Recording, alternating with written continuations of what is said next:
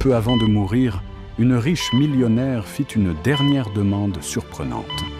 Que son testament soit lu devant ses héritiers lors de ses funérailles, mais pas par un avocat, non. Elle voulait qu'il soit lu par un petit garçon sans abri, âgé d'à peine 10 ans.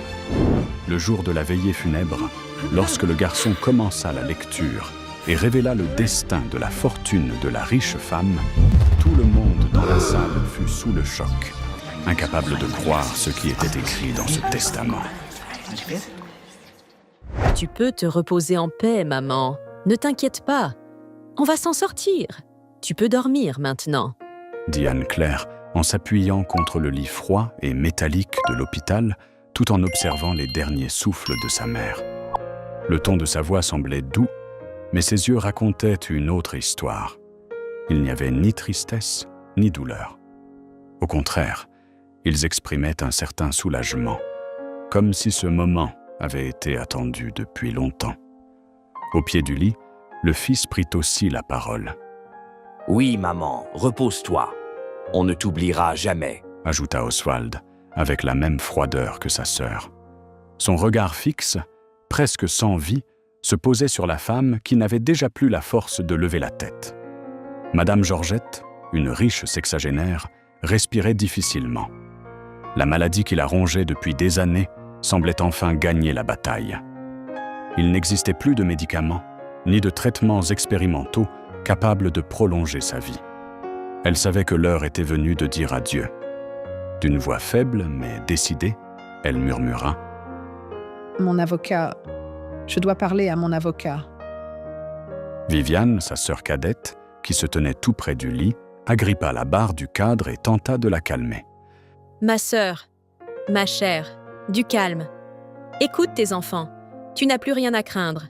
Il est temps de te reposer. Tu vas rencontrer Dieu, ma sœur. Tu as assez souffert. » dit-elle en fixant Georgette. Mais dans les mots de Viviane, il n'y avait aucune tendresse sincère, seulement la même froideur distante qui régnait chez Anne-Claire et Oswald. Malgré la faiblesse et la douleur, la millionnaire insista. « Mon avocat, s'il vous plaît. » La chambre resta silencieuse quelques secondes, jusqu'à ce que la porte s'ouvre doucement.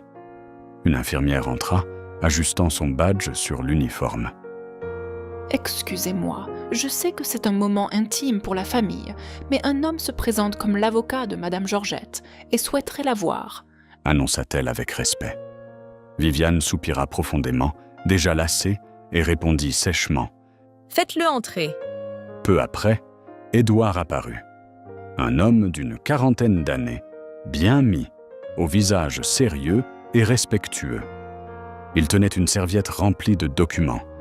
Avocat de longue date de la millionnaire, il ne parvenait pas à dissimuler l'affection qu'il éprouvait pour elle. En la voyant si fragile, ses yeux s'embuèrent d'émotion. Il s'approcha rapidement du lit. « Madame Georgette » murmura-t-il presque en supplique. La femme tendit sa main tremblante, effleurant doucement la sienne. « S'il te plaît, Édouard, dis-moi que tu as fait ce que je t'ai demandé. Je ne peux pas mourir sans savoir que mon vœu sera exaucé. » implora-t-elle, d'une voix à peine audible. Les mots planèrent dans l'air comme une énigme. Les enfants et la sœur échangèrent des regards inquiets. Aucun ne comprenait à quel souhait elle faisait référence. Édouard, pourtant, serra délicatement les mains de Georgette et, les yeux humides, répondit. « Rassurez-vous, Madame Georgette, votre dernier souhait sera accompli. » La millionnaire ferma les yeux un instant et tourna la tête vers la fenêtre de la chambre. Le soleil entrait timidement à travers les rideaux blancs, illuminant les arbres dehors. Parmi les branches, la silhouette d'un garçon apparut, immobile, regardant la fenêtre. Ses yeux étaient également humides. Madame Georgette esquissa un sourire tendre et le garçon lui rendit le même sourire. Puis, ses paupières se fermèrent définitivement. Le moniteur cardiaque émit un son continu et strident, le signal inconfondible que le cœur de Madame Georgette ne battait plus. Son temps sur terre était terminé. Édouard resta immobile quelques secondes, tenant encore la main froide de la défunte, comme s'il refusait de la laisser partir. Peu après, médecins et infirmières se précipitèrent dans la chambre, vérifiant les appareils, cherchant des signes vitaux. Bien qu'ils connaissent la gravité de la situation, ils envisagèrent un instant une réanimation. Mais Anne-Claire fut plus rapide. Elle leva le bras pour les en empêcher. « Ma mère a déjà assez souffert. Il est temps qu'elle se repose. » déclara-t-elle fermement. Oswald acquiesça aussitôt. « C'est vrai. Assez de souffrance. » Viviane, également, fit un signe d'approbation. Aucun d'eux ne montrait une douleur sincère, pas même une larme d'adieu. Le seul à ressentir le poids de la perte était Édouard. Il essuya discrètement ses yeux humides, respirant profondément pour se contenir. Mais Viviane brisa aussitôt toute atmosphère de deuil. « Je vais appeler les pompes funèbres pour qu'elles s'occupent de tout. Il faut organiser les funérailles rapidement. Nous avons tant de choses à régler. Il faut s'occuper du partage des biens au plus vite. » déclara-t-elle en quittant la chambre. Édouard prit une grande inspiration et fixa les trois, indignés par tant de froideur. « Eh bien, tenez-moi informé de l'heure des funérailles. Madame Georgette comptait beaucoup pour moi. Plus qu'une cliente, c'était une amie. Je tiens à assister à la veillée, » dit-il avec fermeté. Pendant que l'équipe médicale retirait le matériel, Anne-Claire fit un signe affirmatif. « Bien sûr, monsieur Édouard. Mais avant, on voulait discuter un peu avec vous. » répondit-elle en le regardant d'un air lourd de sens. Viviane et Oswald comprirent immédiatement l'intention cachée derrière les paroles de la jeune femme. Le fils de Georgette fut direct. « On veut savoir de quoi ma mère a parlé avec vous, là, juste avant de mourir. C'était quoi cette dernière volonté ?» Édouard resta silencieux, réfléchissant à sa réponse. Mais Viviane ne laissa pas ce silence s'installer. Elle fit un pas vers l'avocat, leva le menton et insista fermement. « Oui, qu'est-ce que ma sœur voulait exactement ? On n'a pas voulu poser la question devant les médecins et les infirmières. Mais maintenant qu'on est seuls, dites-nous, monsieur Édouard, quel était ce dernier souhait de ma sœur ? » Le couloir de l'hôpital était chargé d'une tension pesante. La lumière blanche se reflétait sur leurs visages graves. Édouard, tenant sa serviette contre la poitrine, les observa un à un, sans se presser.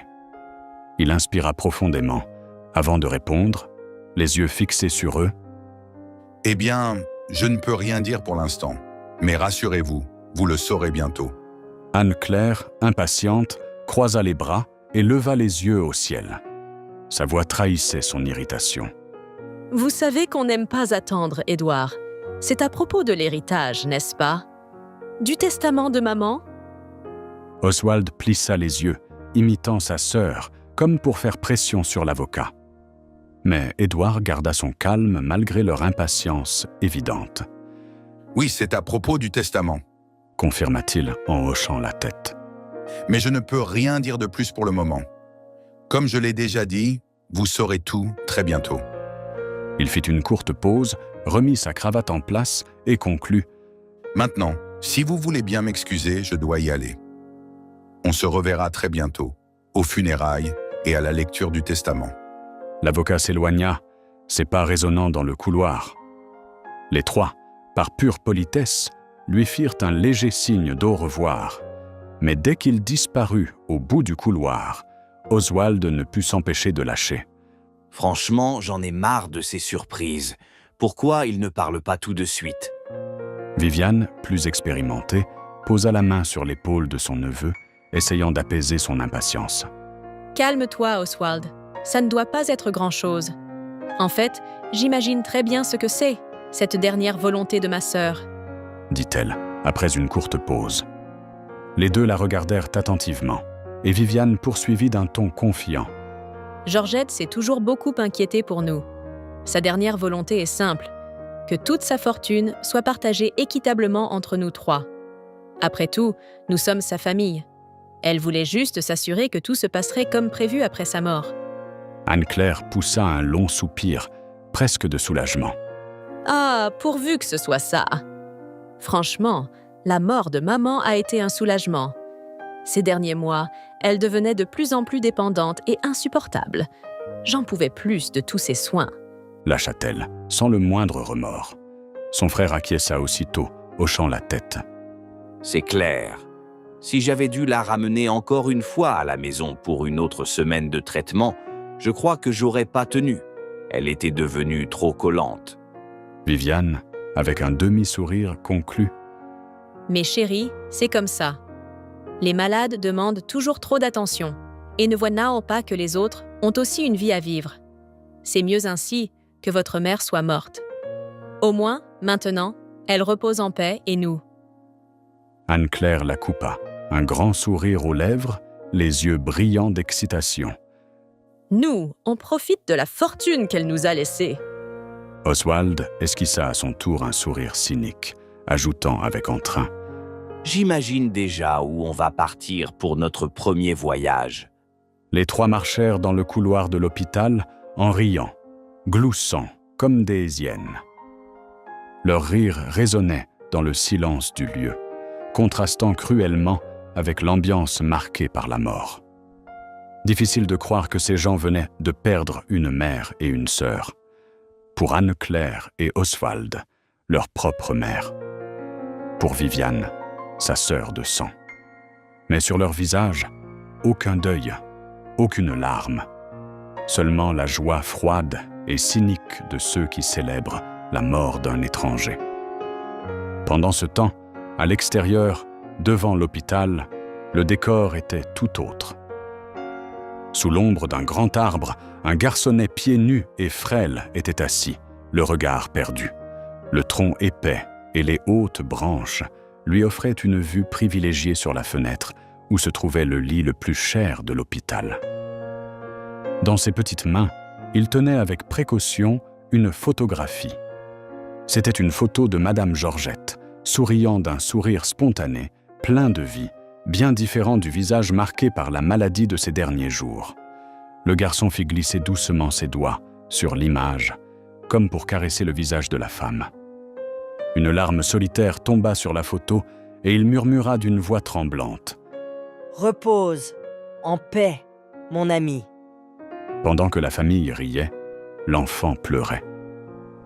Sa douleur contrastait violemment avec leur indifférence. Un jour s'était écoulé depuis la mort de Madame Georgette. C'était le matin, et le soleil inondait la grande demeure familiale de lumière. Le ciel était clair, et le chant des oiseaux semblait annoncer un nouveau départ. Anne-Claire, vêtue d'une robe noire moulante, regardait par la fenêtre l'éclat du jour. Ses lèvres se pincèrent de mécontentement. Je peux pas croire qu'avec un temps pareil, on doive aller à des funérailles. J'aurais préféré enfiler un bikini et aller à la plage. J'ai tellement besoin de refaire mon bronzage, dit-elle, en ajustant ses cheveux devant son reflet dans la vitre. Oswald, assis sur le canapé, donna un petit coup de pied dans le vide et rit en acquiesçant. Franchement, une plage maintenant, un petit match de beach volley avec les potes, ce serait le top. Ils auraient pu enterrer maman hier soir, non? Pourquoi attendre autant? On va perdre la journée. Viviane, qui observait en silence jusque-là, s'approcha lentement de la fenêtre. Elle posa une main sur chaque épaule de ses neveux et nièces, les regardant droit dans les yeux. Son ton, calculé mais sans remords, résonna dans la pièce. « Mes chers, du calme. On aura tout le temps d'aller à la plage et ailleurs. Aujourd'hui, c'est le jour d'enterrer votre mère.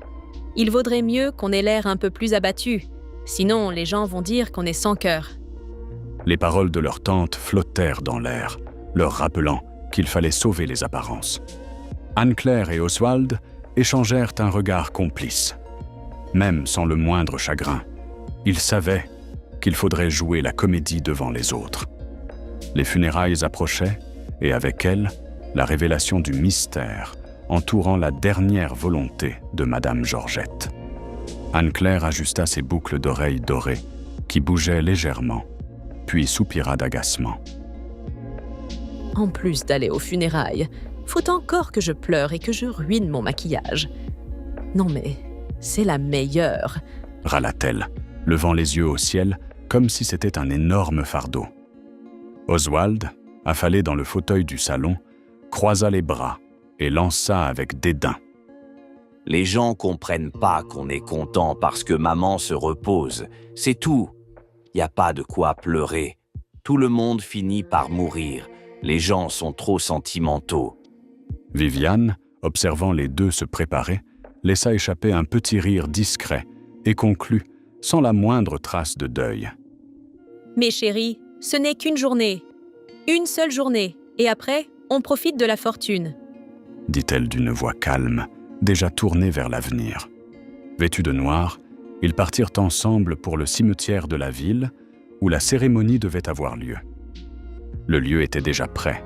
D'immenses couronnes de fleurs multicolores décoraient chaque recoin. Le parfum sucré du lys se mêlait à celui de la rose blanche, et un tapis de pétales couvrait le chemin menant au cercueil. Des entrepreneurs renommés, de vieux amis, des parents éloignés, et même quelques curieux occupèrent les sièges. Madame Georgette n'était pas une femme ordinaire. Son parcours de vie en inspirait plus d'un.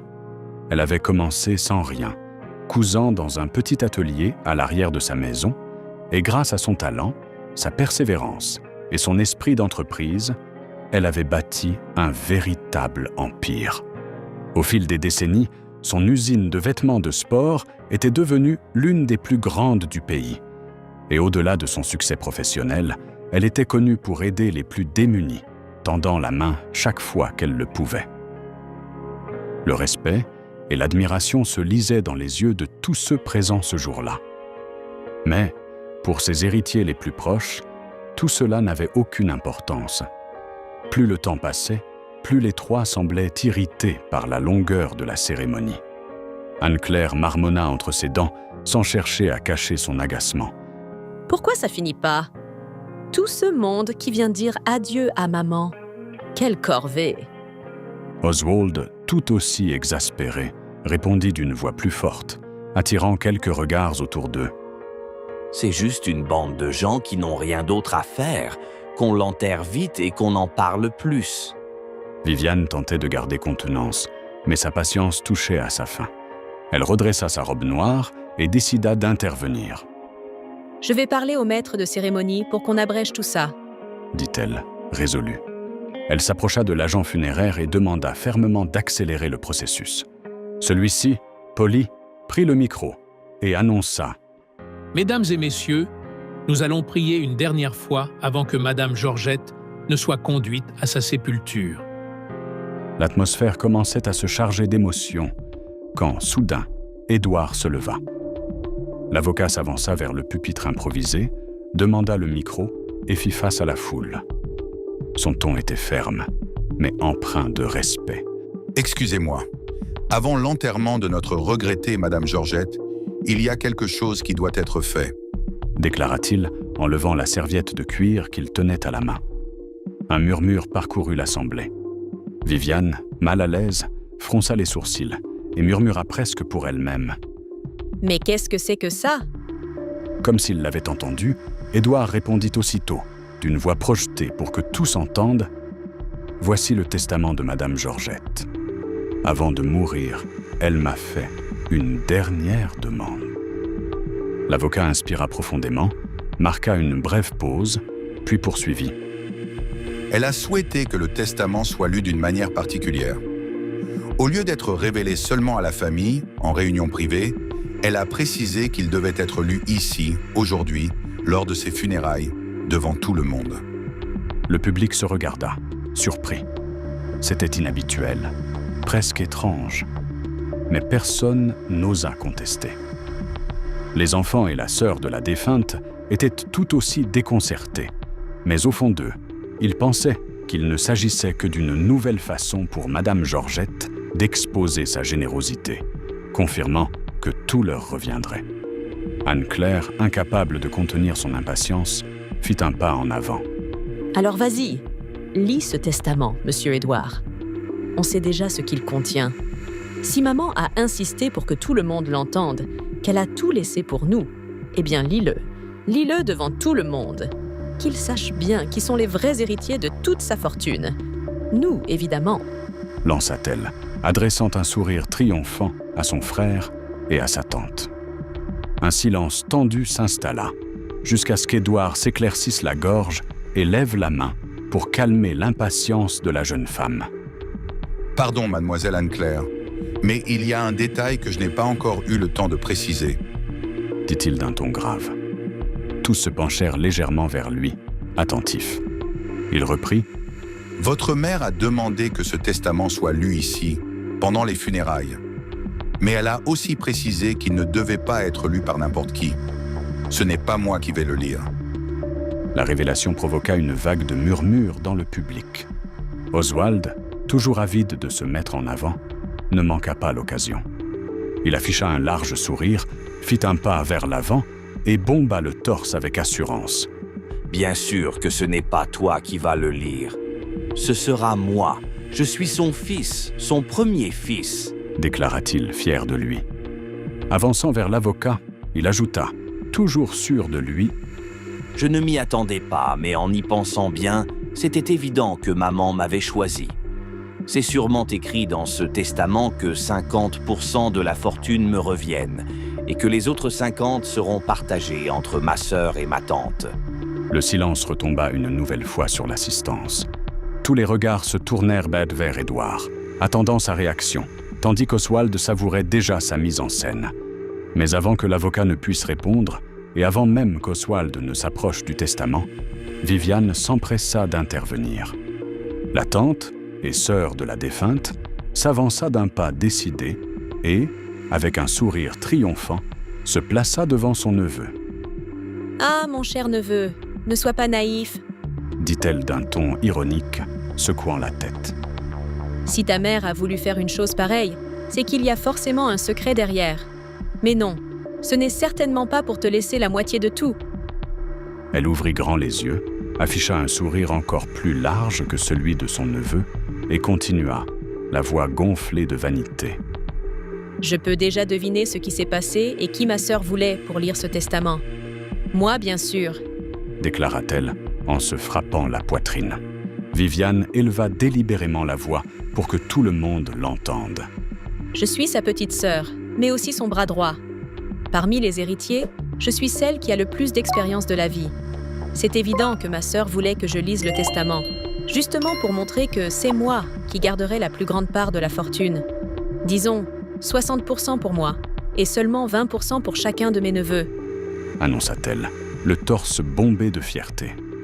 Elle poursuivit sans hésiter, gesticulant avec les mains.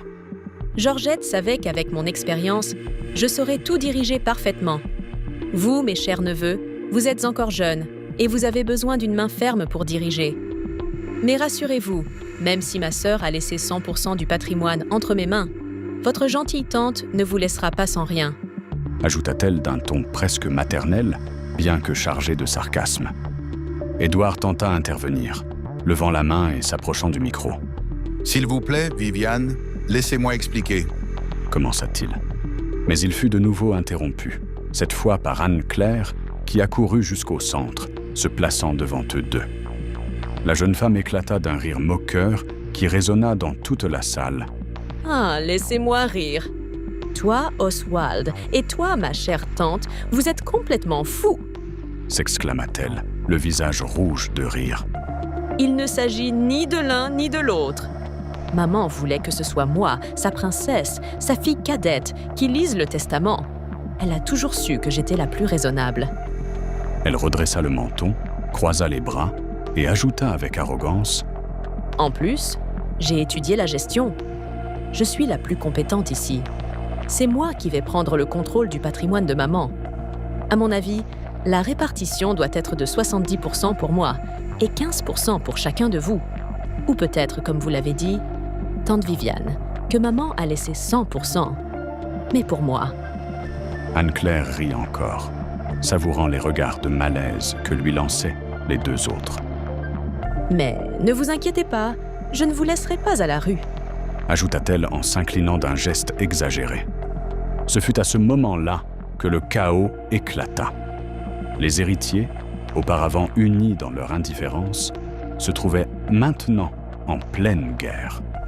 Chacun accusait l'autre, cherchant à se présenter comme le véritable choisi de la défunte. Les voix se chevauchaient et l'atmosphère de recueillement céda la place à une querelle honteuse. Certains des invités portèrent de la main à la bouche, choqués. D'autres chuchotaient entre eux, et quelques-uns secouèrent la tête avec indignation. L'ambiance était à la stupeur. Édouard, excédé par la dispute qui prenait une tournure grotesque, frappa la main sur le pupitre et cria de toutes ses forces. « Assez! Arrêtez! Au nom de Dieu !» Le silence fut instantané. Tous se turent, surpris par l'autorité soudaine de l'avocat. Il prit une grande inspiration et, les regardant droit dans les yeux, déclara d'une voix ferme. « Madame Georgette, ne voulez pas que ce soit l'un de vous qui lise le testament. C'est la vérité. » La révélation fit reculer les 3 héritiers d'un pas, comme s'ils avaient reçu un coup invisible. Viviane fut la première à réagir, le front plissé et la voix tremblante d'indignation. « Comment ça? Qu'est-ce que vous racontez ?» Édouard remit sa cravate en place, gardant l'allure de quelqu'un qui ne fait que remplir son devoir. « Madame Georgette m'a fait une demande avant de mourir et je suis ici pour l'exécuter. Que la personne chargée de la lecture du testament entre, je vous prie. » annonça-t-il. Tous les regards se tournèrent vers l'entrée du salon funéraire. Le lourd silence fut brisé seulement par le grincement lent de la porte en bois qui s'ouvrait. Et alors, une silhouette inattendue apparut, laissant tout le monde bouche bée. C'était un garçon, mince, vêtu de vêtements simples et usés, parfois déchirés.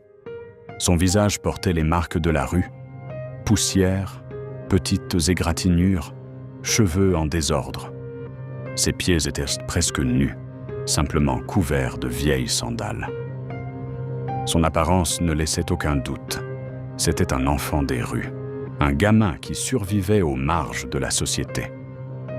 Anne-Claire fut la première à réagir, sa voix éclatant de dégoût. « Mais qu'est-ce que ce mendiant fait ici ?» Oswald ne put pas non plus cacher sa stupeur. Les yeux écarquillés, il s'écria. « C'est quoi cette plaisanterie? Qui a laissé entrer ce sale gosse dans les funérailles de maman ?» Viviane, pourtant, resta plus contenue. Son regard glissa vers Édouard, pleine d'incompréhension, cherchant une explication plausible. « Mais qu'est-ce qui se passe ici? Comment peut-on laisser une créature pareille envahir la cérémonie d'adieu d'une femme comme ma sœur, une icône de la haute société ?» lança-t-elle, nerveuse et méfiante. À cet instant, Édouard esquissa un léger sourire, prit une profonde inspiration et fit la révélation qui allait bouleverser la cérémonie. La personne que vous voyez ici, mesdames et messieurs, s'appelle Michael.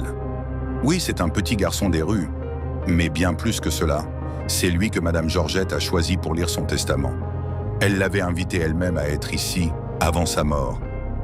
Un murmure de surprise parcourut toute la salle. Certains se regardèrent, incrédules, d'autres froncèrent le nez, pleins de préjugés. La présence du garçon dérangeait, choquait, mais éveillait aussi la curiosité. Michael, pourtant, avança d'un pas assuré, sans baisser la tête. Son regard était confiant malgré la simplicité de ses vêtements. Les regards de mépris ne l'intimidaient pas. Il traversait ce salon rempli de luxe et d'apparence comme s'il y appartenait. Et en vérité, seuls ceux qui connaissaient la véritable histoire de Madame Georgette et le lien qui l'unissait à ce garçon pouvaient assez comprendre. Pour les autres, c'était tout simplement incompréhensible. Et pour connaître réellement l'histoire de Madame Georgette, savoir qui était ce garçon et pourquoi une millionnaire avait demandé à un enfant des rues de lire son testament pendant ses funérailles. Et surtout, découvrir ce qu'elle avait écrit dans ce document. Il fallait revenir en arrière. Vous êtes sûre de ne pas vouloir que je reste un peu plus tard, Madame Georgette ?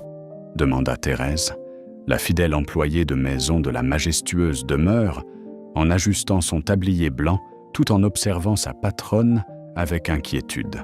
Madame Georgette, s'appuyant sur une canne à cause de la maladie qui lui rongeait les forces, jour après jour, promena son regard sur le grand salon. L'endroit avait été transformé. Des ballons dorés et blancs donnait à la pièce un air de fête. Au centre, sur une table impeccablement dressée, trônait un élégant gâteau. Dessus, 2 bougies, un 6 et un 0. 60 ans, une date qui aurait dû être célébrée avec joie. La dame se tourna vers son employé et acquiesça avec conviction. « J'en suis sûre, Thérèse. Vous pouvez rentrer. Vous en avez déjà assez fait pour aujourd'hui. Anne, Oswald et Viviane ne vont pas tarder à arriver. Je veux passer ce dernier anniversaire avec ma famille, mes enfants et ma sœur que j'aime tant dans cette vie. » dit-elle avec un doux sourire, bien que ses yeux trahissaient une lueur de mélancolie. Thérèse serra les lèvres, essayant d'éloigner ce pressentiment. « Madame Georgette, ne dites pas des choses pareilles. Vous avez encore de longues années devant vous. » répondit-elle. Mais la fêtée soupira profondément, résignée. « Je suis reconnaissante pour les années que Dieu m'a données. S'il a décidé que mon heure approche, qu'il en soit ainsi. Merci encore, Thérèse. Rentrez vous reposer tranquillement. Je vous garderai un morceau de gâteau. » L'employé, ému, prit sa patronne dans ses bras. « D'accord, Madame Georgette. Mais si vous avez besoin de quoi que ce soit, appelez-moi. Encore bon anniversaire, et s'il vous plaît, chassez cette idée absurde de mourir bientôt. » Georgette la remercia d'un sourire chaleureux, mais au fond d'elle, elle savait. Ce n'était pas du pessimisme, c'était la vérité. Sa route touchait à sa fin. Épuisée, elle s'assit dans un fauteuil de velours, doux et confortable.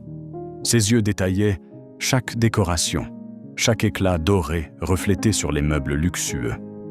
La demeure, imposante, était le témoin silencieux d'une vie entière de travail et de réussite. Elle ferma les yeux un instant et pensa, en silence, « Au moins, je laisserai une vie confortable à ceux que j'aime. » Regardant l'horloge murale, elle murmura pour elle-même, « En parlant d'eux, ils devraient déjà être là. Où sont passés mes enfants et ma sœur ?» Les aiguilles poursuivirent leur course impitoyable.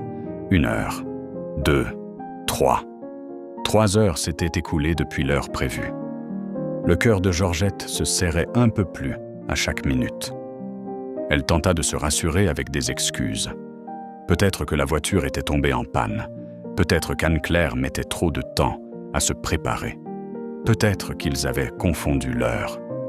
Mais plus le temps passait, plus l'évidence s'imposait. Quelque chose n'allait pas. « Ils ne devraient pas être aussi en retard. » murmura-t-elle, la voix tremblante. Elle décida alors d'enfreindre une règle qu'elle respectait toujours, les appeler. Ses enfants et sa sœur se plaignaient souvent d'être dérangés, prétextant des affaires importantes. Mais l'angoisse fut plus forte que la prudence. Elle composa le numéro de sa fille, le téléphone sonna plusieurs fois, puis tomba sur la messagerie. Elle essaya celui de son fils, encore moins de tonalité. Messagerie. Avec Viviane, ce fut pire. Le téléphone ne sonna même pas, comme s'il était éteint. Une pression monta dans la poitrine de l'anniversaire. Rapidement, elle écrivit le même message aux 3. « Il s'est passé quelque chose ? Je vous attends pour ma fête de mes 60 ans. Donnez-moi des nouvelles, s'il vous plaît. » Le portable resta dans ses mains, comme une dernière lueur d'espoir. Elle fixait l'écran à chaque seconde, priant pour une réponse. Le gâteau intact sur la table semblait se moquer du silence. Pendant ce temps, dans l'un des restaurants les plus luxueux de la ville, la réalité était tout autre. Anne-Claire s'adossait confortablement à sa chaise rembourrée, satisfaite. « Comme toujours, c'était délicieux. C'est le meilleur restaurant de la ville, » dit-elle en caressant ses cheveux. Oswald essuya sa bouche avec la serviette et éclata de rire. « J'ai mangé comme jamais. Et maintenant, pour couronner le tout, il ne manque plus qu'une boîte de nuit.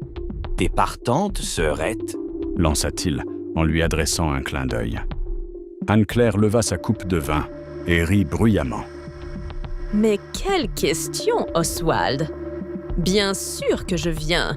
Je vais boire et danser jusqu'à l'aube. » Puis la jeune femme se tourna vers sa tante, un air provocateur au visage. « Et vous, tante Viviane? Vous venez? Viviane afficha un sourire calculé, mais secoua la tête. Je peux venir, oui, mais je ne promets pas de rester jusqu'au matin. Demain, je dois m'occuper de papiers à l'entreprise, voir si votre mère me signe enfin cette procuration, avant qu'elle ne meure. Anne-Claire soupira bruyamment et leva les yeux au ciel. Oh, cette vieille peau ne meurt jamais. Mon Dieu, malade depuis si longtemps, comment tient-elle encore debout? À ce moment-là, son téléphone vibra sur la table. La jeune femme le prit, regarda l'écran et vit le nom de sa mère s'afficher. Ses yeux s'écarquillèrent, mais elle leva aussitôt les yeux au ciel avec mépris. Tiens, justement, elle m'appelle. Hors de question que je réponde pour écouter encore ces histoires de travail, dit-elle, coupant l'appel sans réfléchir. Son sourire revint aussitôt, tandis que le téléphone restait là, ignoré. Peu après, Oswald vit à son tour le nom de sa mère clignoter sur l'écran de son portable. Sans hésiter, il refusa l'appel. « Si toi tu ne réponds pas, moi encore moins !» lança-t-il en regardant sa sœur avec un sourire froid.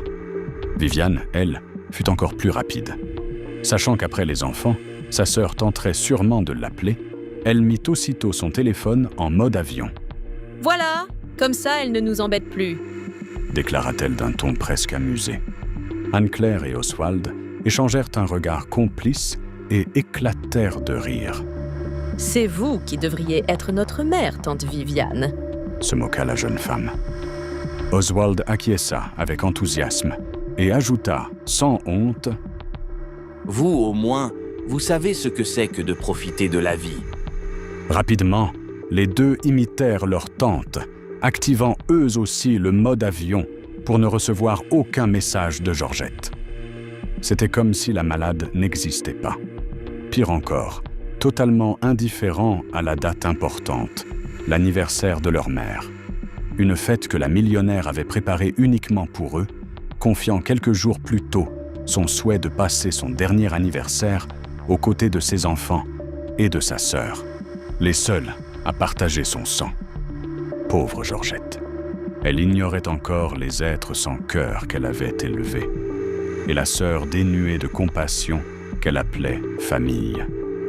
Pendant que les trois s'amusaient, Madame Georgette, seule dans sa grande maison, laissa une larme couler sur sa joue. Elle avait beau essayer de se convaincre qu'il y avait une raison à l'absence de ses enfants et de sa sœur, son cœur savait la vérité. Il ne se souciait plus d'elle. Mais elle continuait à se mentir. Avec difficulté, elle s'appuya sur sa canne et se leva. Elle marcha lentement vers sa chambre, laissant derrière elle le décor festif. Ballon, gâteau intact, table dressée. Tout semblait soudain perdre son sens. En se couchant, ses yeux étaient déjà pleins de larmes. Un souvenir envahit son esprit. Des moments heureux avec ses enfants encore petits, des rires sincères, des jeux, des câlins. Elle se rappela les sacrifices qu'elle avait faits pour leur offrir le meilleur. Mais très vite, d'autres images prirent le dessus. Celles des dernières années, faites d'abandon, de solitude et de froideur. Depuis la mort de son mari, Gérald, le vide n'avait fait que grandir. Ah, mon Dieu, emmène-moi près de mon cher Gérald. Emmène-moi, je ne suis plus heureuse sur cette terre.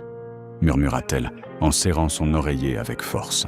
Pendant ce temps, à l'extérieur de ce confort, marchait un garçon maigre et frêle. Ses vêtements étaient déchirés, ses chaussures usées, et son petit corps semblait porter le poids du monde. Il avançait sous la lumière jaunâtre des réverbères, observant les somptueuses demeures de ce quartier chic. Tout autour de lui contrastait cruellement avec sa misère. Est-ce qu'un jour je vivrai dans un endroit comme ça? Murmura-t-il pour lui-même. Son nom était Michael. Malgré son jeune âge, il portait déjà une histoire lourde. Il était né dans la rue, fils d'une femme sans abri, morte quelques années plus tard, le laissant totalement seul. Depuis, il avait appris à survivre dans l'abandon et le froid d'une vie sans foyer. Cette nuit-là, en marchant, il entendit un bruit familier, celui de son ventre qui grondait. Aïe, aujourd'hui, j'ai rien mangé. Et je crois bien que j'aurai pas de chance non plus dans ce quartier riche. Dit-il d'une voix résignée. Il regarda d'un côté, puis de l'autre. Pas une seule poubelle à l'horizon, pas même un morceau de pain oublié. Il avait passé la journée entière à chercher à manger, à mendier. Mais rien. Personne ne lui avait offert ne serait-ce qu'un bonbon. Ses jambes tremblantes n'en pouvaient plus. Il s'adossa au mur d'une splendide résidence, laissant couler une larme sur sa joue. Il voulait pleurer fort, tout abandonner. Il était épuisé de tant de souffrances. Mais, dans un effort presque surhumain, il inspira profondément et murmura.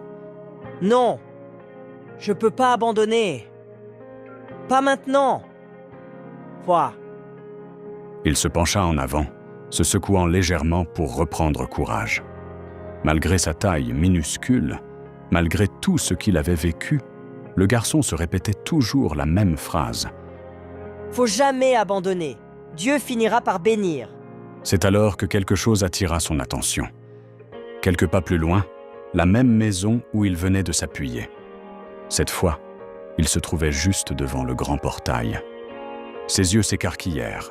À travers les vitres, il pouvait voir une table garnie de plats, un gâteau majestueux et des ballons dorés formant les chiffres 6 et 0. 60 ans.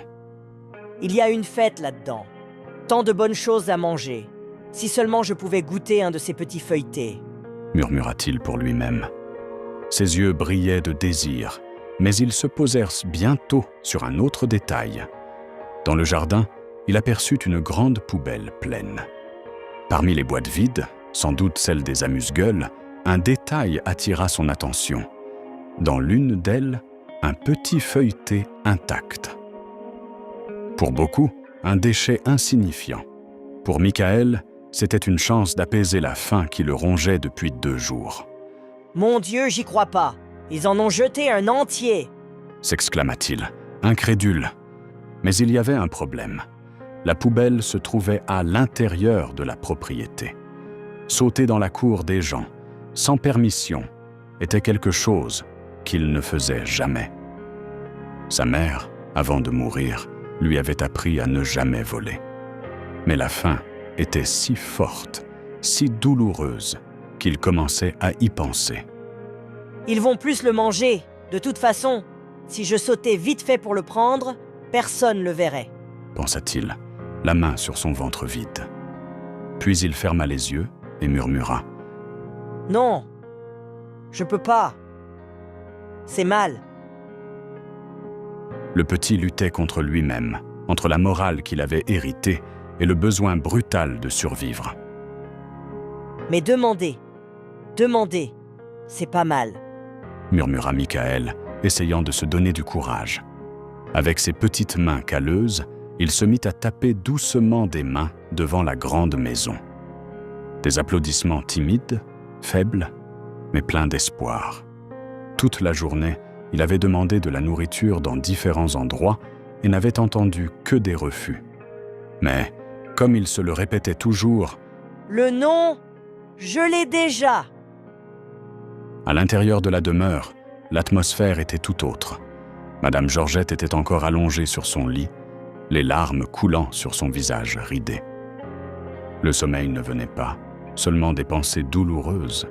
Et soudain, elle entendit des applaudissements. Léger, venant du portail, surprise, malgré sa faiblesse, elle se redressa avec une énergie inattendue, s'appuyant sur sa canne. Son cœur battait fort. Qui ça peut bien être? Ce sont peut-être mes enfants et ma sœur. Ils ont oublié la clé. Je le savais. Je savais qu'ils ne m'avaient pas abandonnée. Dit-elle pour elle-même, laissant naître une étincelle d'espoir au milieu de la solitude. Pleine d'entrain, convaincue que sa famille était enfin arrivée, elle marcha difficilement jusqu'à la porte. Elle l'ouvrit avec des mains tremblantes, mais la scène devant le portail n'était pas celle qu'elle attendait. Là, se tenait un enfant. Un garçon frêle, aux vêtements sales et déchirés, la peau marquée par la pauvreté. De grands yeux brillants, mais pleins de besoins. Madame, pardon de vous déranger. C'est que je voulais vous demander quelque chose. Dit doucement le petit Michael. Georgette, confuse, s'approcha un peu plus pendant qu'il achevait. J'ai vu qu'il y a une fête chez vous, et j'ai remarqué un petit feuilleté jeté à la poubelle. Je crois que vous n'allez pas l'utiliser. Est-ce que vous pourriez me le donner? J'ai tellement faim. La demande toucha la millionnaire en plein cœur. Elle regarda la poubelle, puis derrière elle, où la table abondante demeurait intacte, remplie de petits plats soigneusement préparés. Elle déglutit difficilement et reporta son regard sur le garçon. Depuis toujours, elle était connue pour sa générosité, ses bonnes actions, sa compassion. Et voir un enfant réduit à mendier un reste de nourriture serra douloureusement sa poitrine. Je vais te préparer une assiette, mon petit. Pas celle de la poubelle. Je vais te servir des feuilletés tout frais et aussi un morceau de gâteau. Répondit-elle d'une voix douce mais ferme. Les yeux du garçon s'illuminèrent. Son cœur bondit de joie. Pourtant, il secoua la tête, poli. Merci beaucoup, vraiment. Mais les feuilletés, c'est déjà bien. Inutile de couper le gâteau. Les invités sont pas encore arrivés. Faut pas couper le gâteau avant. Expliqua-t-il timidement, par respect. Madame Georgette baissa les yeux et soupira. Les invités ne viendront pas, malheureusement. Je crois que mes enfants et ma sœur ont oublié mon anniversaire. Alors je peux bien le couper pour toi, ce gâteau. Avoua-t-elle d'une voix tremblante. Michael écarquilla les yeux, bouleversé. Attendez, vous avez préparé tout ce banquet et personne ne va venir à votre fête? C'est vrai? Les yeux de Georgette s'embuèrent de larmes. Avant qu'elle ne réponde, le garçon ajouta, la voix pleine d'émotions sincères.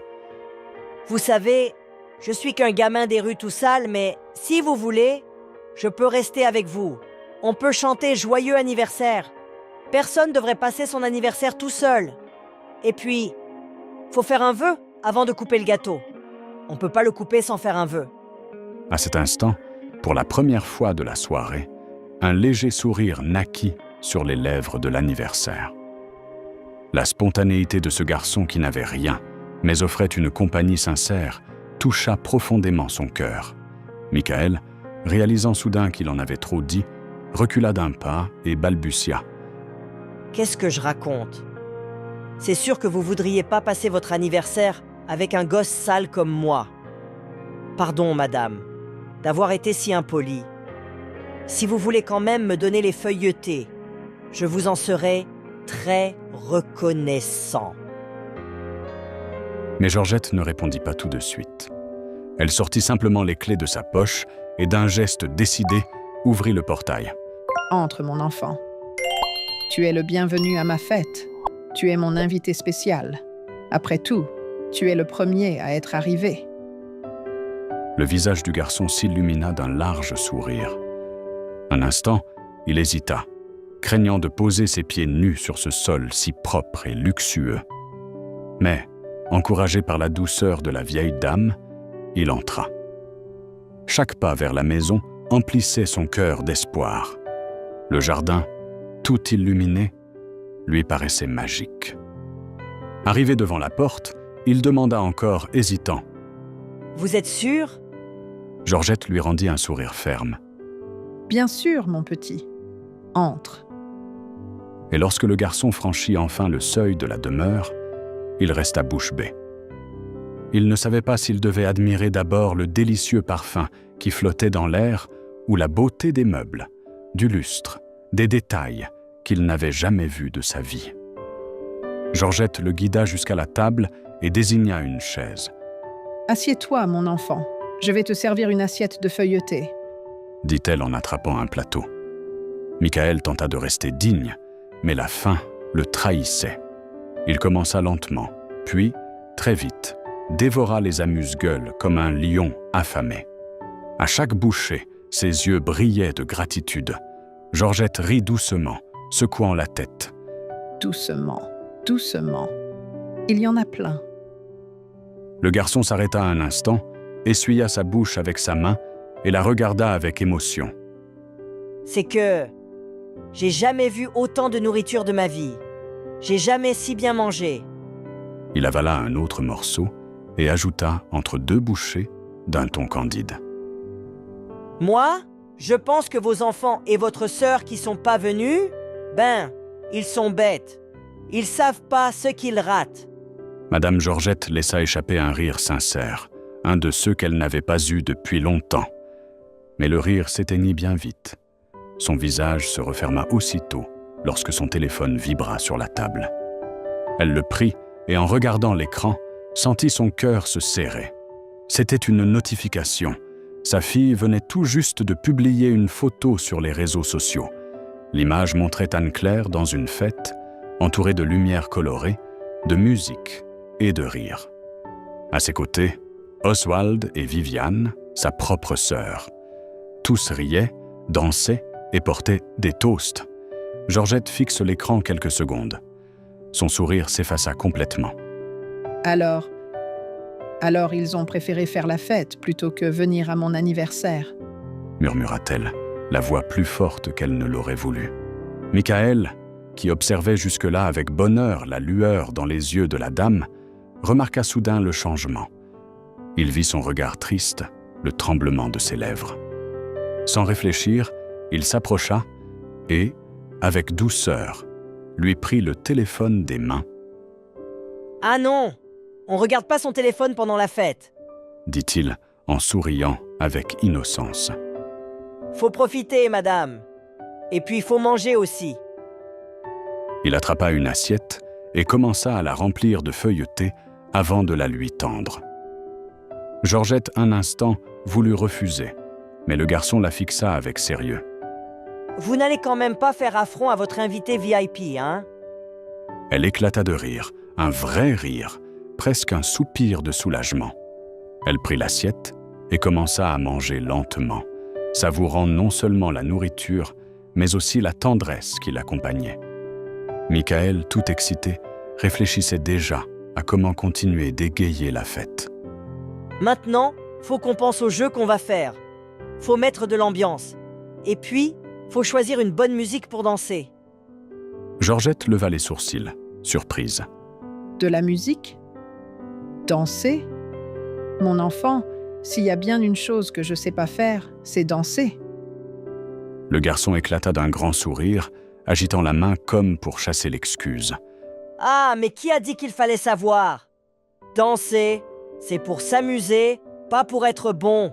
Allez, on danse !» Il prit le téléphone de la vieille dame, choisit une chanson douce et joyeuse, et dans un élan plein de tendresse, saisit ses mains fragiles. Avec l'aide du garçon, Georgette se leva, sans même avoir besoin de sa canne.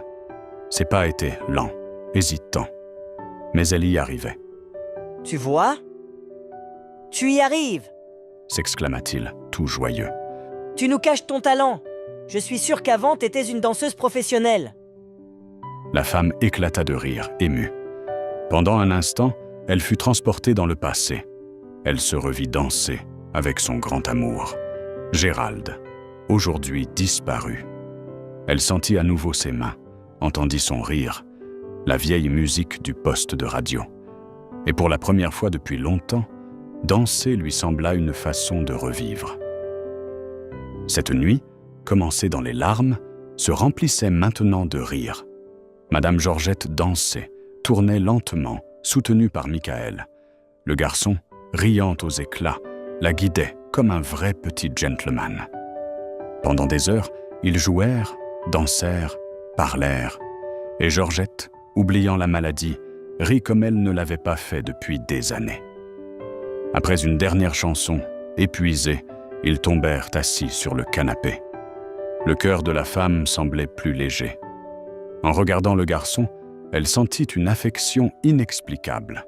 « Quelle est ton histoire, mon petit ?» demanda-t-elle doucement. « Comment un enfant si jeune peut se retrouver dans la rue ? Où sont tes parents ?» Michael baissa les yeux. Son sourire s'effaça. J'ai pas de parents, madame. Répondit-il à voix basse. Ma mère aussi vivait dans la rue. Elle est morte quand j'étais tout petit. Et mon père, je l'ai jamais connu. Maman m'a élevée toute seule, avec le peu qu'elle avait. Georgette déglutit difficilement.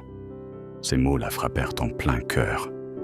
Alors que ses propres enfants vivaient dans le luxe et l'indifférence, ce petit orphelin, affamé, faisait preuve d'une gratitude et d'un respect qu'il n'avait jamais eu. Je suis désolée, mon chéri. Dit-elle, retenant difficilement ses larmes.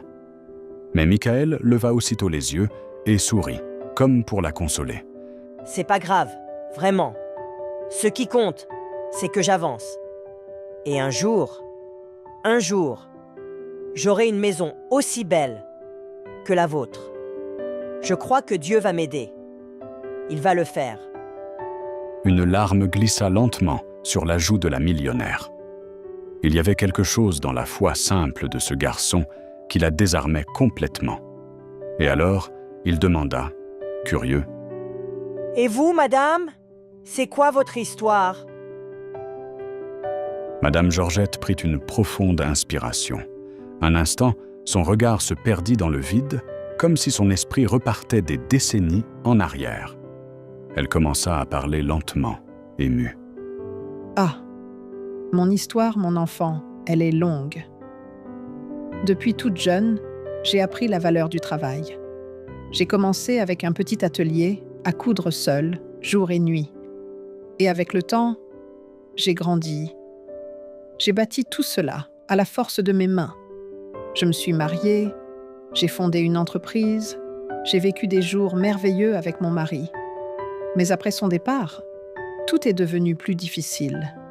Il ne me restait que mes enfants et ma sœur, Viviane. Michael écoutait en silence, attentif, sans jamais l'interrompre. Ses yeux brillaient d'intérêt. Contrairement aux enfants de la vieille dame, qui évitaient toujours de l'écouter, le garçon semblait vouloir comprendre chaque mot, comme si chaque détail avait de l'importance. Georgette continua, la voix pleine d'émotion. Après la mort de mon mari, je me suis sentie seule. L'entreprise a prospéré, l'argent est venu, mais avec lui, le vide aussi. Mes enfants se sont éloignés, chacun a suivi sa route. Et il y a quelques années, j'ai découvert que j'avais une maladie rare. Elle m'affaiblit peu à peu. Malheureusement, elle en est à son dernier stade. Et celui-ci, c'est probablement mon dernier anniversaire. Dit-elle, la voix brisée. Le garçon bouleversé s'approcha un peu plus, les yeux déterminés. Dernier anniversaire ? Dites pas ça. Dieu peut tout changer. Moi, j'y crois. Georgette sourit, touchée par la foi du garçon. Moi aussi j'y crois, mon fils. Mais si telle n'est pas sa volonté, alors je veux au moins partir en sachant qu'il existe encore des gens bons dans ce monde, des gens comme toi. Michael lui prit la main avec douceur. Vous aussi, vous êtes bonne. Très bonne. Et aujourd'hui, c'est le plus beau jour de ma vie. Vous savez, j'étais jamais allé à une fête d'anniversaire avant aujourd'hui.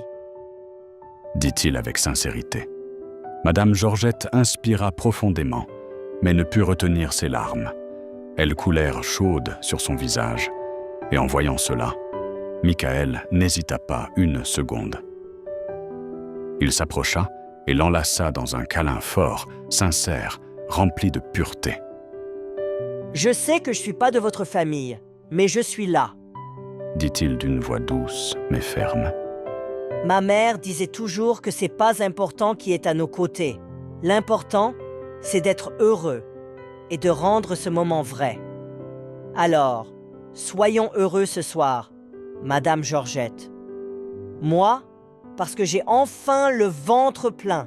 Et vous, parce que vous fêtez vos 60 ans. Oubliez le reste.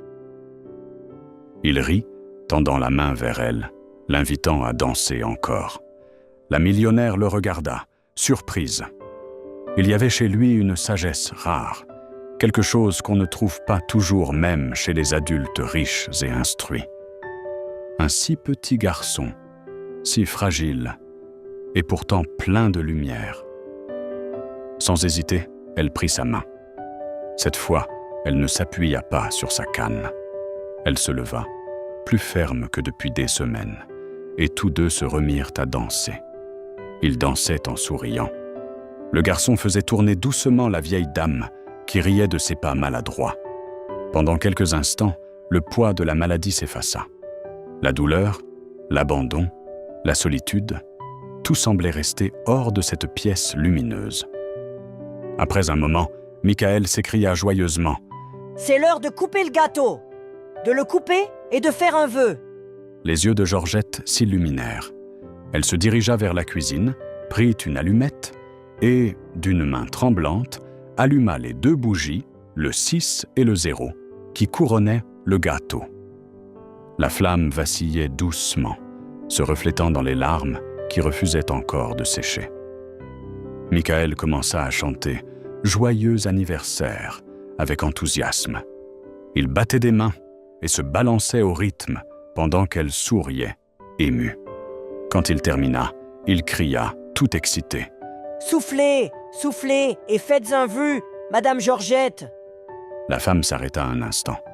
Son regard se posa sur ce petit garçon si maigre, vêtu simplement, mais dont le cœur pur illuminait la pièce plus encore que les bougies. « Et toi, mon petit, quel vœu tu ferais si tu étais devant le gâteau ?» demanda-t-elle avec tendresse. Le garçon réfléchit quelques secondes, se grattant la tête. « Ben, j'ai jamais eu de fête d'anniversaire, » avoua-t-il avec un petit sourire timide. « Mais je crois que je demanderai la même chose que je demande à Dieu tous les jours. Un foyer. » Sentant qu'il venait d'assombrir un peu l'atmosphère, il tenta de rattraper, parlant vite. « Mais aujourd'hui, c'est votre jour à vous. Faites votre vœu. Ma mère disait que tous les vœux faits avec le cœur, Dieu les réalise. Demandez à guérir vite. Demandez, il vous entendra. » Georgette ferma les yeux et prit une profonde inspiration. Le silence emplit la salle pendant quelques secondes. Puis elle souffla doucement les bougies, laissant la fumée s'élever dans l'air. Lorsqu'elle rouvrit les yeux, elle souriait paisiblement. « Qu'est-ce que vous avez demandé ?»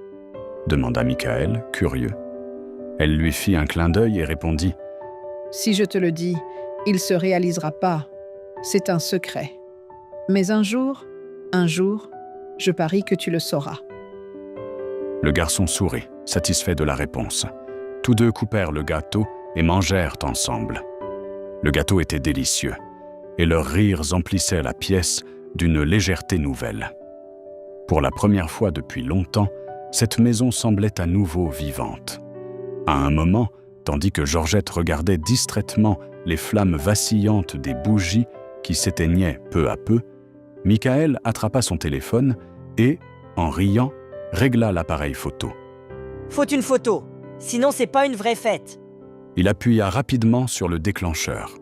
L'image captura cet instant rare, une femme riche, malade mais souriante, aux côtés d'un petit garçon pauvre, les yeux pleins d'espoir.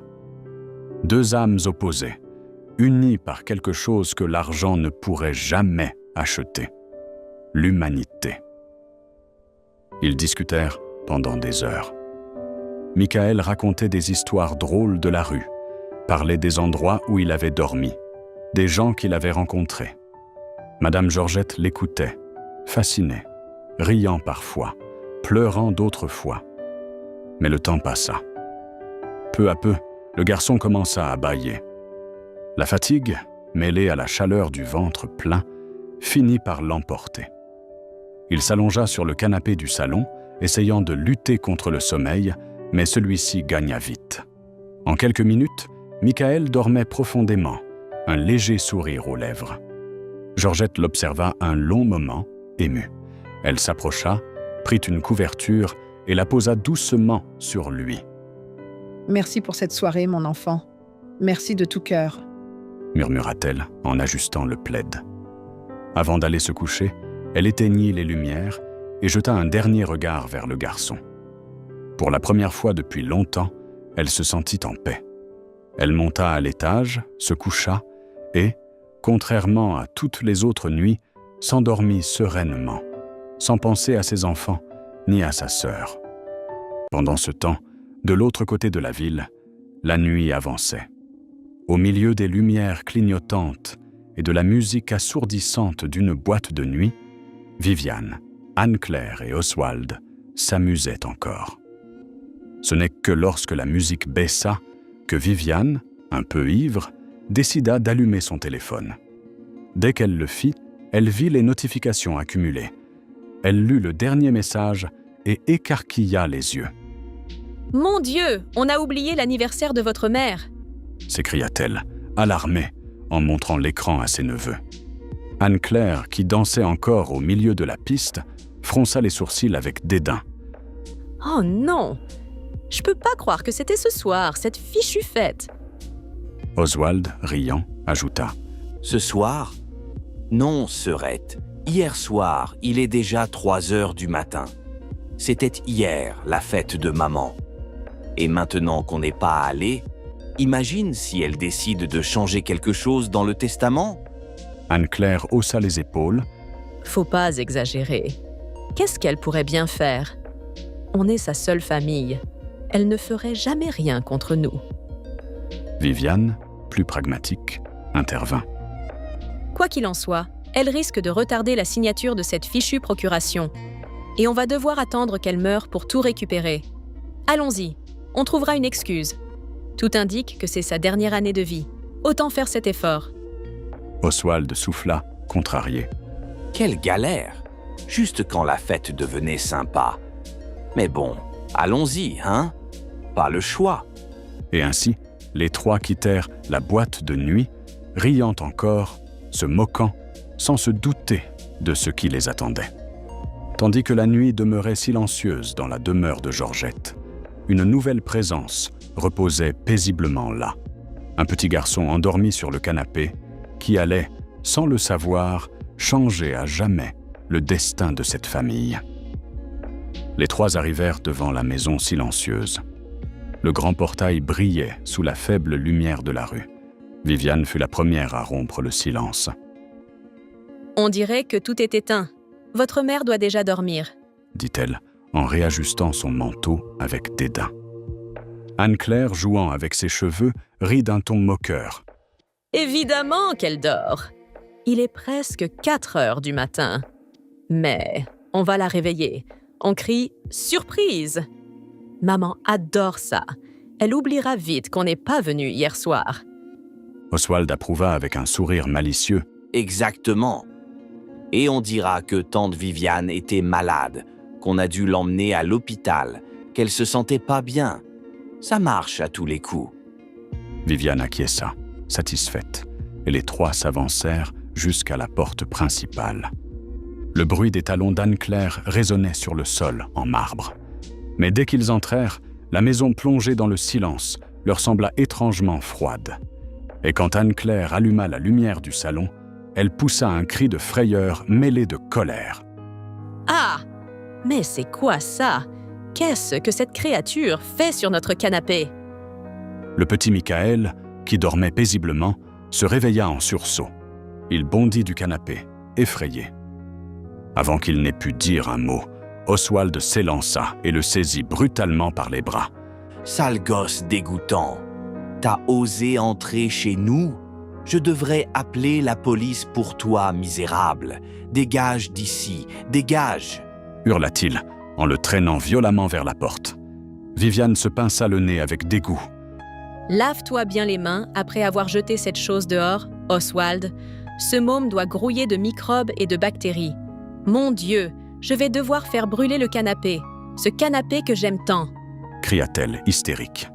Michael essayait de se justifier, tremblant de peur. « Attendez, j'ai rien envahi. J'ai été invité. C'est Madame Georgette qui m'a appelé. C'est elle qui m'a invité à sa fête d'anniversaire. J'ai rien fait de mal. » implora-t-il, les yeux remplis de larmes. Mais Anne-Claire, prise de colère, s'avança et, sans pitié, lui donna une gifle violente.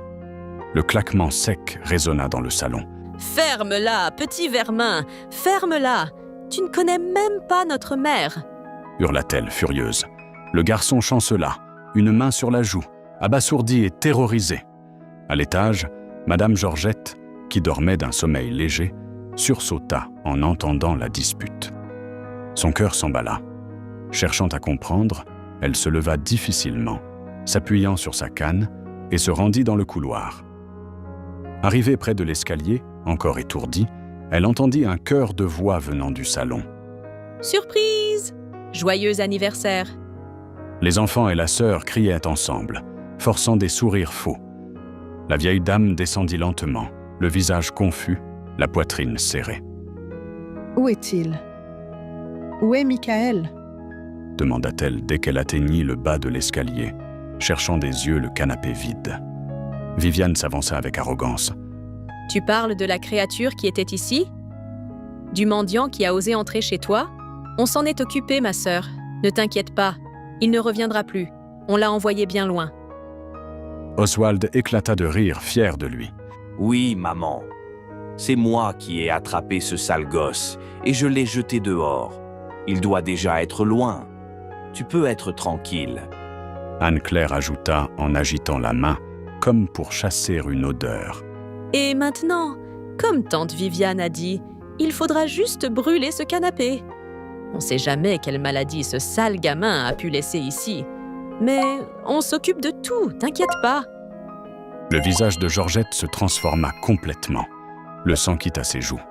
Elle sentit ses jambes faiblir et dut s'appuyer sur sa canne. « Non, mais je l'avais laissé entrer. Il n'a pas de maison. Mon Dieu, il faut le retrouver. » balbutia-t-elle désespérée. Mais Viviane fut plus rapide et se plaça devant sa sœur. « Ma chère sœur, tu ne te rends plus compte de ce que tu dis. Une raison de plus pour me signer cette procuration. Tu comprends? Cette maladie commence à te faire perdre la tête.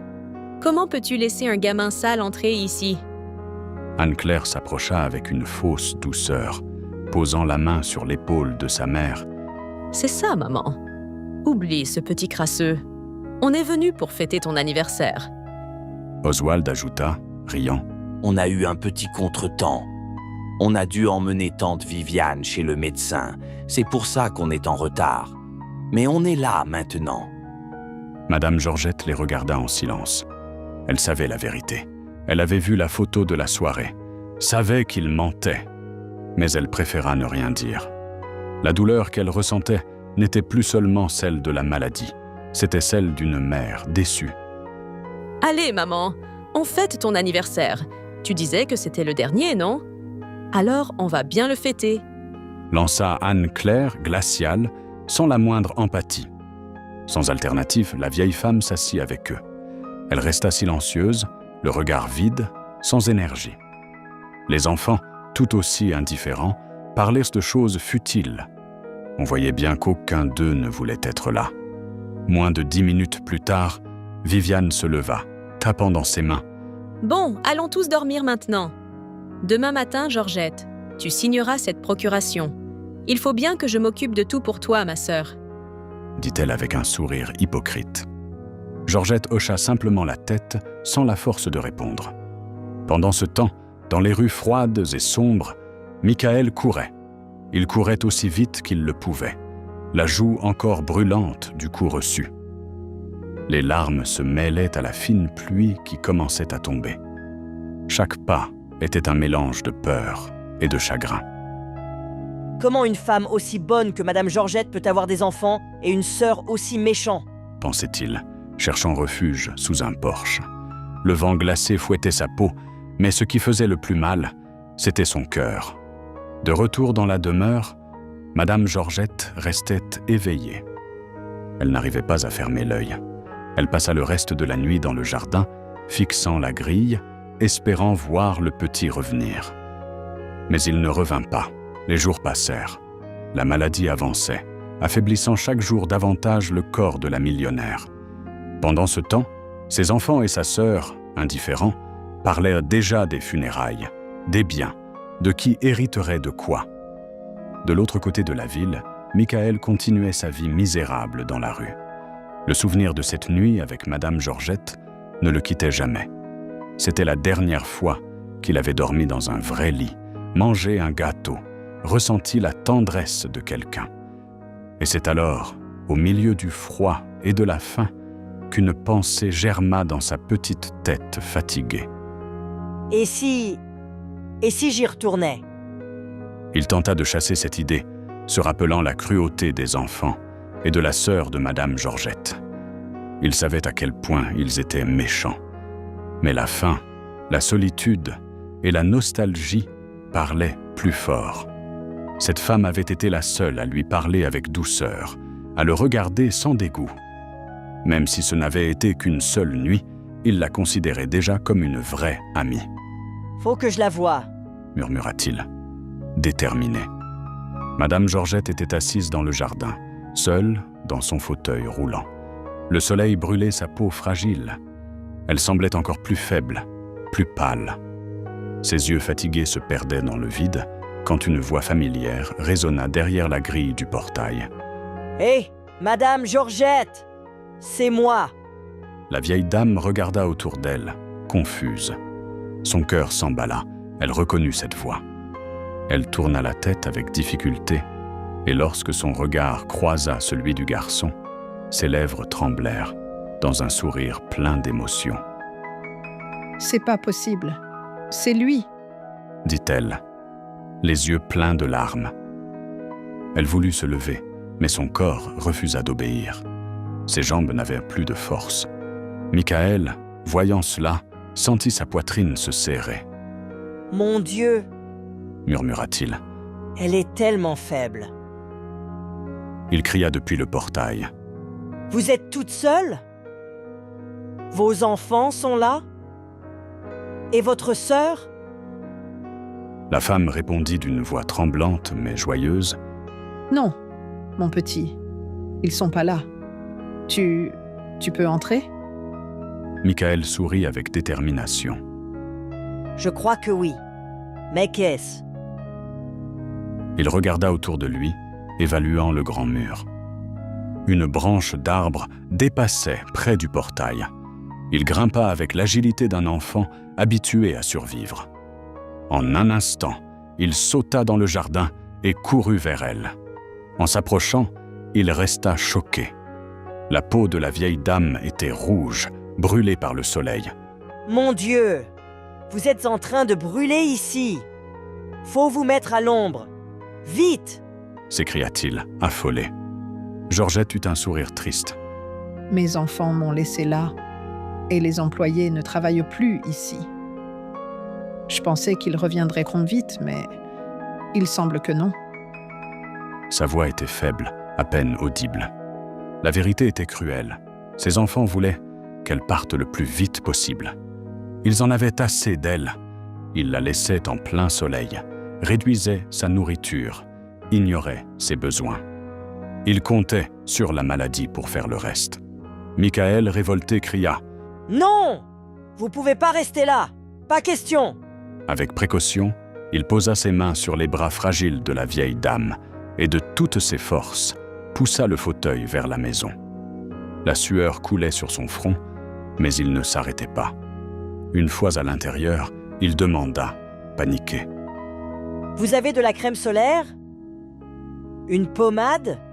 Quelque chose pour les brûlures ?» Georgette montra faiblement du doigt. « Dans ma chambre, sur la coiffeuse. » Le garçon courut aussitôt. Il fouilla dans les tiroirs, trouva la crème et une pommade. Il lut rapidement l'étiquette. « C'est écrit pour les brûlures. Ça devrait t'aider. » dit-il en revenant précipitamment. Avec douceur, il appliqua la pommade sur ses mains et ses bras. Madame Georgette le regardait, les yeux embués. Ce même garçon des rues, affamé et abandonné, prenait soin d'elle comme un fils, peut-être mieux qu'un fils. « Je crois qu'ils en ont assez de moi, mon enfant, » murmura-t-elle d'une voix cassée. « Ils veulent que je parte, et quelque part, ils ont raison. Je ne fais que leur causer du souci. » Michael s'arrêta, la fixa avec fermeté. « Mais bien sûr que non. C'est eux qui ont tort. Vous méritez d'être aimés et protégés, pas abandonnés. Vous savez quoi? J'ai une idée. » dit-il, un grand sourire éclairant son visage. Georgette haussa les sourcils. Quelle idée, mon petit. Le garçon gonfla la poitrine et répondit fièrement. À partir d'aujourd'hui, tant que vos enfants seront absents, c'est moi qui vais m'occuper de vous. Vous n'êtes pas seule, Sarah. Madame Georgette. La vieille dame secoua la tête, émue, essayant de refuser. Non, mon cher, ce n'est pas nécessaire. Tu m'as déjà tant aidé. Mais Michael resta ferme. Ce jour-là, c'était le plus beau jour de ma vie. Si vous ne m'aviez pas donné à manger, peut-être que je serais plus là aujourd'hui. Maintenant, c'est à mon tour de vous rendre ce que vous m'avez donné. Laissez-moi prendre soin de vous. Les larmes roulèrent sur les joues de la millionnaire sans qu'elle puisse les retenir. Ce petit garçon, si jeune, montrait un amour et une loyauté que ses propres enfants n'avaient jamais eus. Georgette sourit à travers ses larmes. D'accord, j'accepte. Mais avant tout, tu dois manger. Ton ventre gargouille, je l'entends d'ici. Le garçon rit, gêné, et la vieille dame se rendit à la cuisine pour préparer quelque chose de simple. Ainsi, naquit une nouvelle routine. Chaque jour, quand il voyait que les enfants et la sœur étaient repartis, Michael revenait discrètement. Il entrait par le même arbre et s'occupait d'elle. Il lui tenait compagnie, racontait des histoires, lui lisait des livres, mettait de vieilles chansons. Parfois il dansait, même si elle était désormais limitée à son fauteuil roulant. Ils riaient ensemble. Et, pendant ces moments, Madame Georgette oubliait la douleur et la maladie. Pendant ce temps, les enfants et Viviane parlaient avec mépris. Un après-midi, Anne-Claire soupira. « Comment maman est encore en vie? Je comprends pas. On s'occupe presque plus d'elle depuis un moment. J'en peux plus de cette vieille. » Viviane croisa les bras et ajouta froidement. « Moi non plus. Je vois pas l'heure que ma sœur parte. Parfois, j'ai même envie de lui donner un petit coup de main. » Oswald éclata de rire, le regard malicieux. « Ah, ça, oui, envie aussi. Mais on peut pas. Ce serait trop risqué. Faut juste attendre qu'elle claque et nous laisse toute sa fortune. Là, on sera enfin heureux. » Ils éclatèrent de rire, sans se douter que le destin commençait déjà à préparer leur punition. Dans l'autre aile de la maison, Madame Georgette, seule et affaiblie, réfléchissait à tout cela. La tendresse du garçon faisait naître en elle un nouveau courage. Et ce matin-là, après que Michael fut parti, elle prit une décision. Elle attrapa le téléphone et, avec difficulté, composa un numéro. « Allô? Édouard? Vous pouvez venir, s'il vous plaît? C'est urgent. » Quelques heures plus tard, l'avocat arriva, essoufflé. En la voyant, il blêmit. « Madame Georgette, mon amie, qu'est-ce qui s'est passé? Je savais que vous étiez malade, mais pas dans cet état. » dit-il, bouleversé. Elle sourit avec douceur, même si sa voix n'était plus qu'un souffle. « Heureusement que vous êtes venu, Édouard. J'ai besoin de votre aide, comme toujours. » L'avocat s'assit à ses côtés, inquiet. « Bien sûr, dites-moi ce qu'il faut faire. » La vieille dame inspira profondément. « Ce que j'ai besoin que vous fassiez, c'est ce que vous avez toujours fait, m'aider à régler mes affaires. Je veux rédiger un nouveau testament, un dernier, et je veux qu'il soit lu à mes funérailles, par quelqu'un de très spécial. » Édouard fronça les sourcils, intrigué. « Quelqu'un de spécial? Vous parlez d'un membre de la famille? » Georgette secoua lentement la tête. « Non, Édouard. Ce n'est pas un membre de ma famille. » Au fur et à mesure qu'elle expliquait, l'avocat resta bouche bée. Il faillit laisser tomber son stylo. « Vous êtes certaine de ce que vous me demandez, Madame Georgette? » demanda-t-il, incrédule. Elle le regarda avec sérénité et répondit d'une voix ferme. « Oui, c'est mon dernier souhait. Je vous en prie, accomplissez-le, par tout ce qu'il y a de plus sacré. » Et le lendemain de cette demande étrange, tout changea. Madame Georgette se réveilla faible, la respiration courte. Ses enfants et sa sœur la placèrent dans son fauteuil. Elle était pâle, le regard fatigué, mais tenta malgré tout de leur sourire. Il ne fallut pas longtemps pour que le malaise arrive. Le vertige la prit comme une vague. Elle voulut demander de l'aide, mais son corps ne répondit plus. Elle tomba du fauteuil, heurtant doucement le sol. Sa voix tremblante implora. « S'il vous plaît, aidez-moi. S'il vous plaît. » Mais Anne-Claire croisa les bras, glaciale. « Maman, il est temps de lâcher prise. Si on t'aide, tu vas juste souffrir davantage. » Viviane acquiesça, sans la moindre émotion. « Écoute ta fille, ma sœur, c'est fini. » Et Oswald, d'un ton sec, ajouta sans hésiter. « Ouais, maman. Meurs, maintenant. » Ils la laissèrent là, allongée au sol, comme une chose sans valeur, et quittèrent la pièce en claquant la porte.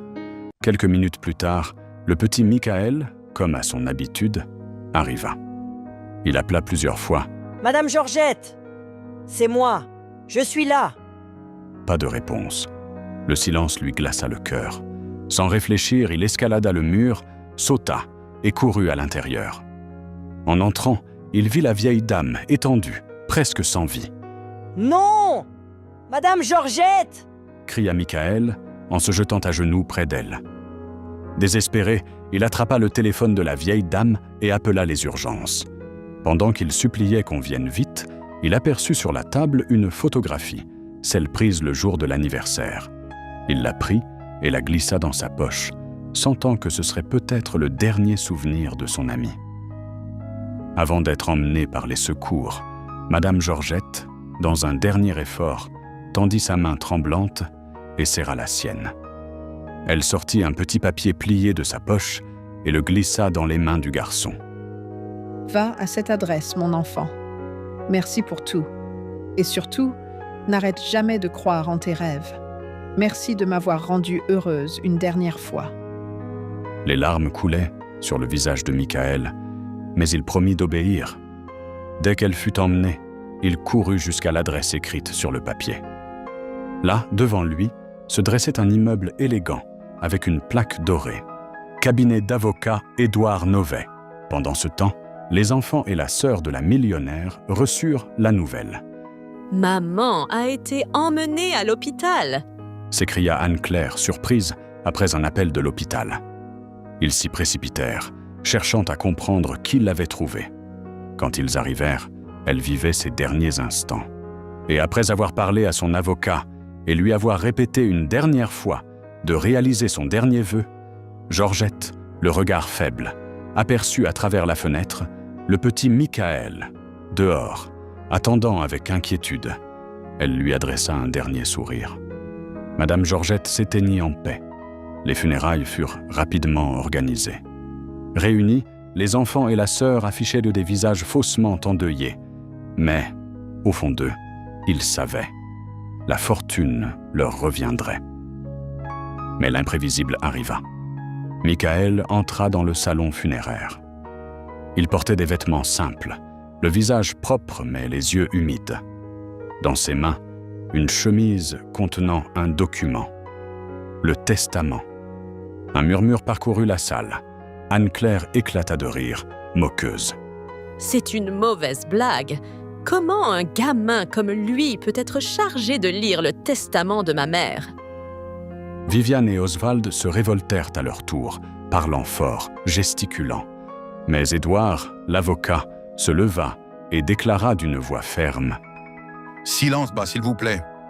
C'était le dernier souhait de Madame Georgette Santiago, et il sera respecté jusqu'au bout. » Les trois se turent un instant, stupéfaits. Puis ils se rappelèrent. Ce garçon, c'était celui de l'anniversaire. Viviane chuchota avec ironie. « Peut-être que votre mère voulait faire une dernière charité en public. Elle a dû lui laisser quelques miettes. » Oswald ricana. « C'est sûrement ça.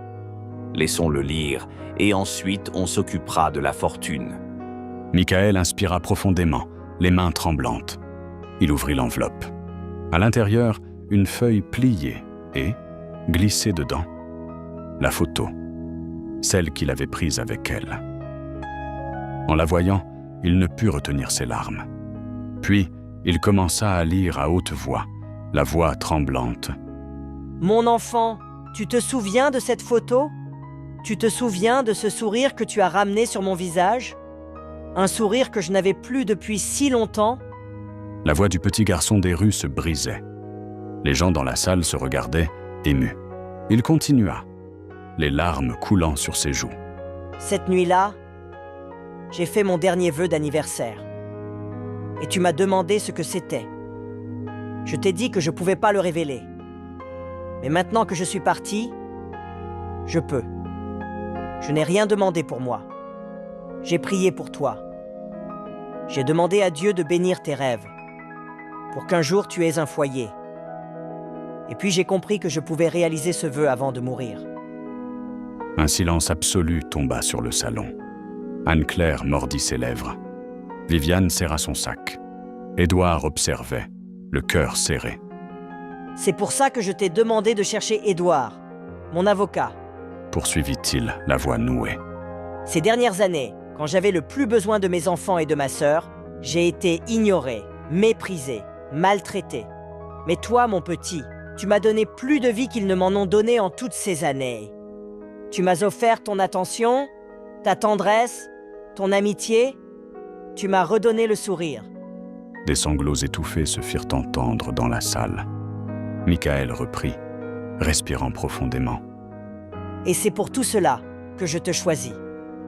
Je te choisis, Michael Fernandez da Silva, comme mon unique héritier. Et je te lègue ce que tu as toujours voulu. Une belle maison où vivre et un patrimoine suffisant pour que jamais plus il ne manque de pain sur ta table. Mais plus que tout, je te confie la mission d'utiliser cet héritage pour aider d'autres enfants comme toi, pour répandre le bien et l'amour que tu m'as appris. » La salle entière resta figée, et enfin vint le passage final. « Quant à mes enfants et à ma sœur, le temps est venu pour chacun d'eux de gagner sa vie par leurs propres moyens. Les privilèges sont terminés. Qu'ils apprennent maintenant ce que signifie vivre sans amour et sans respect. » Michael essuya ses larmes et lut les derniers mots. « Signé, Madame Georgette Santiago. » Un silence lourd envahit la salle. Soudain, Anne-Claire explosa. « C'est un scandale! Maman n'avait pas le droit de faire ça! » Oswald, hors de lui, hurla. « Évidemment que non. Ce document est faux. Nous sommes les héritiers. » Viviane cria, hystérique. « Ce petit mendiant ne touchera pas un centime. C'est une escroquerie. » Mais Édouard se leva, ferme, et sa voix résonna dans tout le salon. « Assez! Ce document est authentique. Et selon la loi, puisque les biens de Madame Georgette sont enregistrés dans un autre pays, un pays où il n'existe aucune obligation de réserver une part aux héritiers directs, elle avait parfaitement le droit de tout léguer. Et c'est ce qu'elle a fait. Toute sa fortune a été léguée légalement au jeune Michael. » Un murmure parcourut l'assistance. Viviane et ses neveux restèrent pétrifiés, le visage livide. Ils tentèrent tout pour annuler le testament, diffamer l'avocat, menacer le garçon. Mais rien n'y fit. Durant la procédure, les enregistrements des caméras de la demeure furent révélés. Des images prouvant la négligence, les mauvais traitements et la cruauté froide avec laquelle ils avaient traité leur propre mère. Le verdict fut sans appel. Viviane, Anne-Claire et Oswald furent inculpés et condamnés. Ils perdirent tout jusqu'à leur liberté. Michael, quant à lui, fut recueilli par Édouard, qui devint son tuteur légal. Il s'installa dans la même maison où, autrefois, il avait été humilié. Mais désormais, il y vivait avec dignité et tendresse. Les années passèrent. Michael grandit, fit des études et devint un homme généreux, entièrement dévoué à aider les enfants des rues, accomplissant ainsi le souhait de Madame Georgette. La vieille dame eut droit à des funérailles dignes, couvertes de fleurs blanches. Et, tout au long de sa vie, Michael visita sa tombe. Il y déposait toujours une rose et murmurez doucement. Merci, mon ami, pour tout.